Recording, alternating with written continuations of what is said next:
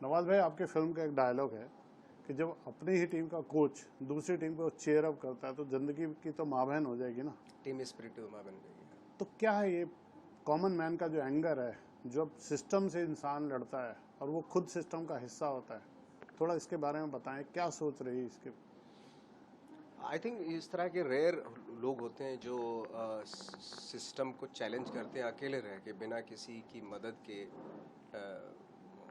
ये एक्सपेक्ट किए बिना के। ऑफकोर्स अगर देखें आप तो कोस्टाव की खुद की लड़ाई थी और सिस्टम से लड़ाई थी, और उसने एक सही कॉज के लिए फाइट किया और बाद में उसके साथ लोग भी हुए, ऐसी बात नहीं। बट लेकिन उसके चक्कर में उसने काफ़ी सेक्रीफाइस भी हुआ, उसके अपनी फैमिली के साथ हुआ, ये वो जॉबलेस हो गए और कैसे उनको मुंबई शिफ्ट कर दिया, डेस्क पे बैठा दिया गया, ये वो सारी चीज़ें हुई। तो एक ऑफिसर को अगर इस तरह की चीज़ें मिलती हैं तो ऑफकोर्स कहीं ना कहीं उसका इंटरनल जो अलाइनमेंट वो हिल जाता है। कुछ तैयारी बड़ी सोच समझ की और क्योंकि मैं उनसे मिला भी था शूटिंग होने से पहले, हम लोग मिले उनसे। उनको जब वो बैठे रहते थे बातें करते थे तो उनको ऑब्जर्व करता था मैं। हमने कॉपी करने की कोशिश नहीं की उनकी, बल्कि जो उनका जो थॉट था, जो उनकी सोच थी कि किन बातों पे उनको गुस्सा आता है, किन बातों पे वो हंसते हैं, जेस्चर पोस्चर्स क्या रहते हैं, क्या उनकी लाइक मैडनेस कहाँ पे है उनकी। तो इन कुछ चीज़ों का ख्याल रखा गया करने से पहले। और डेफिनेटली फिर स्क्रिप्ट, नो डाउट इतनी कमाल की स्क्रिप्ट थी तो बहुत सारी चीज़ें आसान हो जाती है जब आप सेट पे जाते हैं और तैयारी के साथ जाते हैं। तो इस तरह की फिल्म में पैसा लगाने में रिस्क फैक्टर कितना इन्वॉल्व होता है?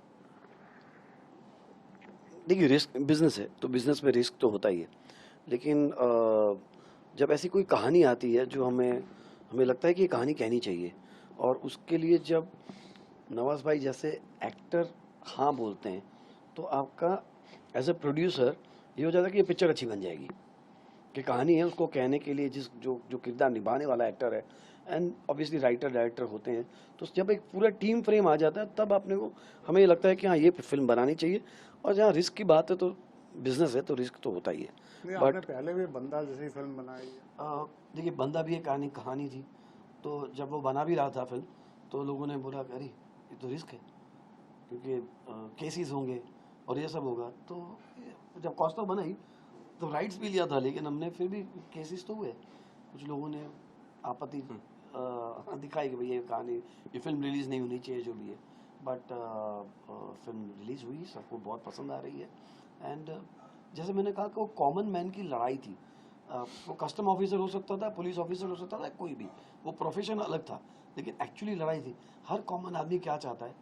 सेल्फ रेस्पेक्ट, फैमिली की रेस्पेक्ट और सोशली एक रेस्पेक्ट, ये तीनों तीनों चाहता है। कोस्टा फर्नांडिस का भी यही था कि उसकी फैमिली उससे प्यार करे, उसको एक रेस्पेक्ट मिले, और वो जो काम कर रहा है उसमें उसका एक नाम बने और रेस्पेक्ट बने उसको।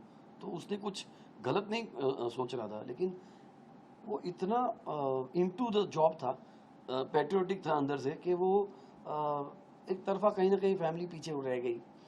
और इसलिए उसमें डायलॉग है कि हर आदमी, हर आदमी को चाहिए कि वो ऑफिसर करप्ट नहीं हो, ब्रेव हो, लेकिन अपने घर पे नहीं हो, किसी और के घर, बाजू वाले के घर पे हो।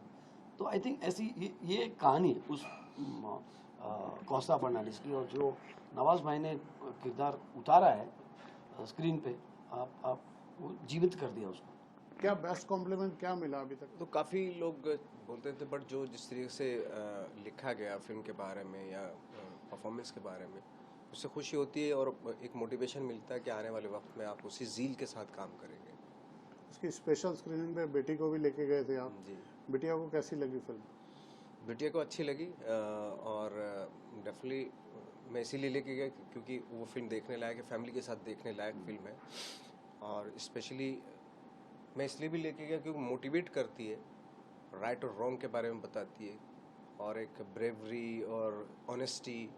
चूँकि फ़िल्म ऐसी है तो मेरे ख्याल से सब बच्चों को देखनी चाहिए ये फ़िल्म, ताकि उनके आने वाले वक्त में एक सही किरदार अपनाए वो लोग, आजकल के बच्चे, कि मुश्किलों के दौर से गुजर के एक वक्त जब मिलता है आपको, जो आज जो कोस्टा फर्नांडिस हैं, प्राउड फील कर रहे हैं वो वक्त लगता है उसके लिए। वो ब्रेड मतलब वो ऐसी नहीं कि इमीडिएटली कोई चीज़ करके आपको मिल जाती है, वक्त लगता है उसके लिए। और थोड़ा पेशेंस रखने की ज़रूरत है कि अच्छे काम करो, और अच्छे काम का जो जो फल है वो थोड़ा लेट मिलता है, लेकिन जब मिलता है तो बहुत मीठा होता है। नवाज भाई, आज हमारे ऑडियंस बहुत दूर हो रही है थिएटर से। पहले जैसे क्राउड में लोग आते थे, भीड़ में आते थे, उसका पर्सनल तौर पे आप क्या कारण समझते हैं? क्यों पब्लिक थोड़ा पीछे हो गई सिनेमा से? क्या ओटीटी इसकी वजह है या कोई? आई थिंक मुझे लगता है 3-4 रीज़न है। एक तो बहुत महंगा टिकट है, आम आदमी अफोर्ड ही नहीं कर सकता उस चीज़ को। दूसरा, हाँ जैसे आपने कहा ओटीटी आ गया है, ये वो सब हो गया है, बट अच्छी फिल्म जब आती है तो लोग देखते हैं, ऐसी बात नहीं है। बट आई थिंक ये 2-4 तो रीज़न बहुत ही स्ट्रॉन्ग रीज़न है। टिकट वीट का बहुत महंगा वो है। तो आप फिल्म पब्लिक के लिए होती है, आम पब्लिक के लिए होती है, और आम पब्लिक इतना महंगा चीज़ें जो है ना मुश्किल अफोर्ड कर पाती है। सिर्फ यही कहूँगा, ये फिल्म जिसको एक्टिंग पसंद आती है, जिसको परफॉर्मेंस देखने का शौक़ है, ये फिल्म ज़रूर देखें, क्योंकि उसमें कमाल के एक्टर्स हैं, चाहे वो गगन हो, अपनी प्रिया बापट हो या रोहित हो, ये ग्रेट एक्टर्स हैं, उनकी परफॉर्मेंस देखें। और दूसरा, उसमें एक संदेश है, एक मैसेज है जो फैमिली को देखना चाहिए, फैमिली के साथ देखना चाहिए इस फिल्म को। और कि ऑनेस्टी का, ब्रेवरी का, अनुशासन का के ऊपर है ये फिल्म। आज भी अगर कोस्टाव को देखें, आज भी इतना अनुशासित है, इतना डिसिप्लिन्ड है वो अपनी लाइफ में कि उनसे सबक लिया जा सकता है। तो इस लिहाज से इस फिल्म को देखें। एक कॉमन एंग्री यंग मैन दिखाई देता है, ऐसा किसी और ने बोला आपको कभी? अभी जब फिल्म की स्क्रीनिंग हो रही थी तो हुसैन दलाल ने बोला था कि मुझे दीवार और ये वो सारी फिल्में याद आ गई नवाज भाई आपके परफॉर्मेंस देख के।